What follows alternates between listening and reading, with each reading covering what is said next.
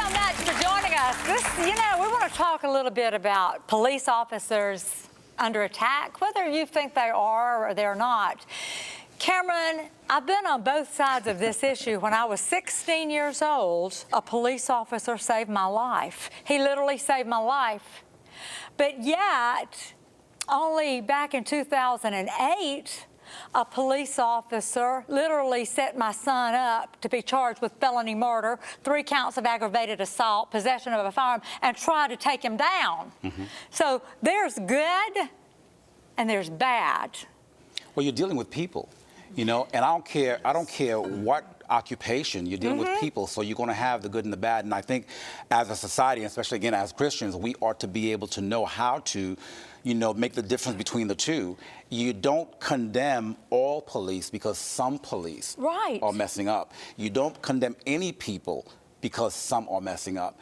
And right now, you do see that. You can make a great case for policemen being under attack because you're having people that are high up on as far as sergeants and everything else that are being shot, executed while they're pumping the gas, saying those kind of things that are happening now, and it's escalating. So we need to take a look at this whole thing as a society and see how far we're going, because I think it's not only the police that are under attack, but it's authority as a whole.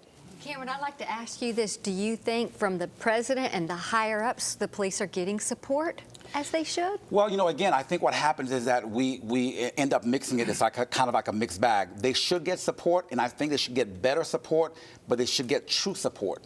Because what happens is that not only are you dealing with supporting the police, but you also have to support the society that they take care of. And so both those things have to be done at the same time. And I think that's what's tricky, is all of us have to understand that we need to be able to look at these situations alone, and we need to be able to not stereotype any group of people. I think what's happening with the police is that they are getting, for the first time in their lives, an understanding of being stereotyped.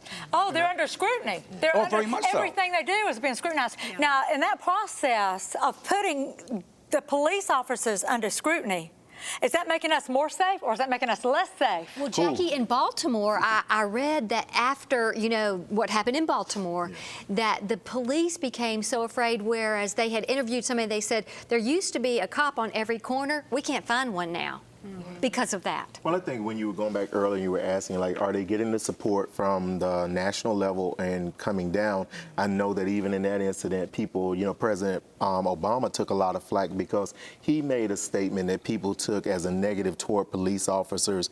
But I think what we really have to look at is that what we're really dealing with here is poor decision making and poor judgment from a lot of our law enforcement officers. And then we have to also take into account we have a lot of vagabonds and segments in our society that are out of control, that are triggering police officers to make rash decisions, because many of them, some that I have talked to and some that I have counseled, have said that, they had to make a decision in certain situations that it had to be decided, maybe if I don't make this decision, I will not return home to my family tonight. So we have to understand that's a lot of pressure on both sides. So much of what's been in the news has been centered around, black prejudice, and that, officers have unfairly treated, and maybe in some cases they have. How do you all feel about that as African American males? Well, I definitely think that's true. You feel they've been targeted? Oh, I feel that blacks have been targeted, but now I feel that police are being targeted. So it's happening now on both sides. Because what you have to deal with is you can never answer an entire thing by not going to the very beginning of the issue. And I think one thing as a country, we refuse to go back to the beginning of where and how all of this got started and deal with it from a systemic core issue.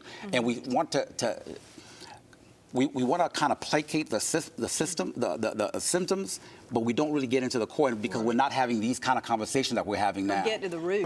We don't get to the root. As she was asking, I mean, all of us, I know myself personally, I've had many incidents where I know either I was racially profiled or I was dealt with harshly. Then I had incidents where I know the policeman treated me very fairly and dealt with me in the right way. But I think it really goes back to the heart in America. We have to begin to teach our children and our families to have a healthy respect for the law. Yes. When I was brought up, we were taught, you know, to obey the police officers, even if we thought they That's were right. wrong. Respect But these authority. kids throwing rocks at the police officers, cursing at the police officers, I don't think is going to turn out good for you in that incident. I'm sorry. My nephew works at a mall, and Christmas Eve, he was at the store, and the store next to him, there was two gangs that got into it, and he, an off-duty policeman, which was a white policeman, was called immediately. He got there just as one of the gang members shot the other gang member. So he shot the guy that was shooting, and it was a white officer shooting a black man. And I prayed that night that there would not be any racial uproar.